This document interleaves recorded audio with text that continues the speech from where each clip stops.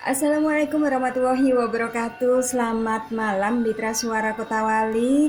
Gimana kabarnya pada hari ini? Semoga hari Senin tanggal 15 Juni 2020 semuanya dalam keadaan sehat walafiat dan tidak kurang dari suatu apapun.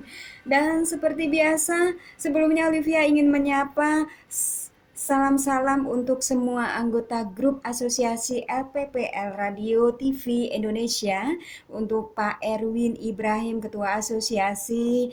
Selamat malam, salam kenal dari Olivia. Untuk Pak Gabriel, Sekjen Asosiasi, dan spesial untuk Bang Hans, Ketua Biro Humas Asosiasi, serta seluruh anggota grup Asosiasi LPPL Radio dan TV Indonesia. Semoga semuanya dalam keadaan sehat walafiat dan senantiasa dalam lindungan Allah Subhanahu wa taala. Dari Radio Suara Kota Wali di Jalan Sultan Fatah nomor 1 Demak, tentunya di Kota Demak, Kabupaten Demak, Jawa Tengah. Selamat mendengarkan, selamat malam dan sukses buat semuanya.